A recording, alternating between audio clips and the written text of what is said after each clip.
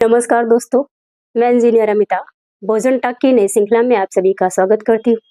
उम्मीद करती हूँ आप सभी लोग अच्छे होंगे, स्वस्थ होंगे, मस्त होंगे। आज की जो नई श्रृंखला हम शुरू कर रहे हैं वो भगत सिंह के जो छोटे भाई हैं, जिनको भगत सिंह ने अपना अंतिम पत्र लिखा, जिनके छोटे भाई का नाम था कुलतार, उनके नाम ये अंतिम पत्र था। भगत सिंह अपने छोटे भाई को संदेश दे रहे हैं कि हिम्मत से शिक्षा प्राप्त करना और सेहत का ख्याल रखना, हौसला रखना और मैं क्या कहूँ। इतना कहने के बाद उन्होंने देश में जो आजादी का आंदोलन चल रहा था उसके संदर्भ में कुछ बातें कही और अपने भाई को समझाने की कोशिश की, हौसला देने की बात की। अपने भाई को नहीं, पूरे देशवासियों को ये बताने की कोशिश की कि जो अत्याचार अन्याय बढ़ रहा है उसमें हमारा हौसला कितना है। तो उन्होंने कहा कि उसे यह फिक्र है कि हरदम नया तर्ज जफा क्या है, हमें यह शौक है देखे सितम की इंतहा क्या है।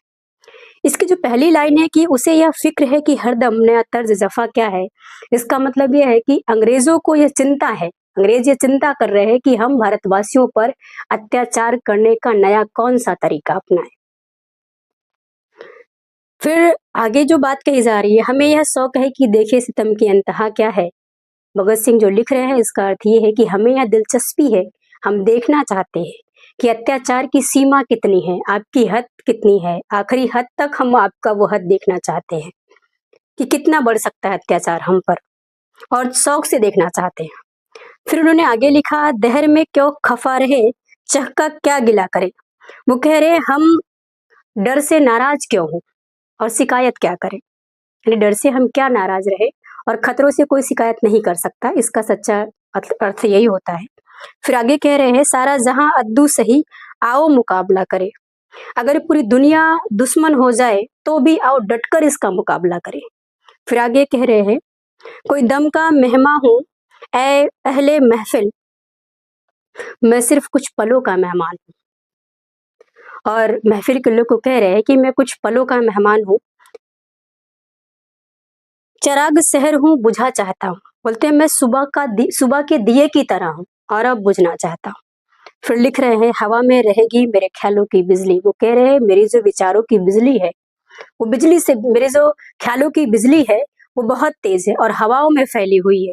फिर आगे कह रहे हैं, ऐ मुझसे खाक है फानी रहे या न रहे। वो कह रहे ये जीवन एक मेहमान की तरह है, हम रहे या ना रहे इसकी परवाह नहीं है। उन्होंने कहा अच्छा रुखस्त, यानी ये मेरे प्यारे देशवासियों, खुश रहो, यानी तुम सुखपूर्वक रहो, अहले वतन हम तो सफर करते हैं। इसका मतलब कि अब हम संघर्ष की राह पर यात्रा कर रहे हैं और हिम्मत से रहना हमारी ये आप लोगों से निवेदन है। यानी भगत सिंह हमारे देशवासियों को और अपने छोटे भाई कुलतार को इस पत्र में ये संदेश दे रहे हैं कि अब संघर्ष की यात्रा आगे बढ़ने वाली है, आप सभी लोग खुश रहिए, चैन से रहिए। इसी के साथ अब नई श्रृंखला में आपसे दोबारा मुलाकात होगी और आपसे उम्मीद है और आपसे निवेदन भी है कि भोजन टॉक चैनल को आप सभी लोग लाइक करें, सब्सक्राइब करें और भी लोगों को ये जानकारी दें, ताकि हमारी ये जानकारी, हमारी ये जागृति का जो पैमाना है वो लोगों तक आसानी से पहुंच सके। और आपकी भी कोई विचार है जो लगता है कि भोजन हित के लिए है या समाज हित के लिए है या देश हित के लिए है, तो आप हमें वो विचार मेल भी कर सकते हैं। बहुत सारे लोगों के पास हमारा कांटेक्ट है, वो हमें कांटेक्ट करके वो भेज सकते हैं ताकि उनके विचार को भी हम भोजन टॉक पर ले आए, या वो खुद भी रखना चाहते हैं तो भी वो हमसे कांटेक्ट करेंगे, तो उनके भी विचार को हम उनके ही द्वारा रखने की कोशिश करेंगे।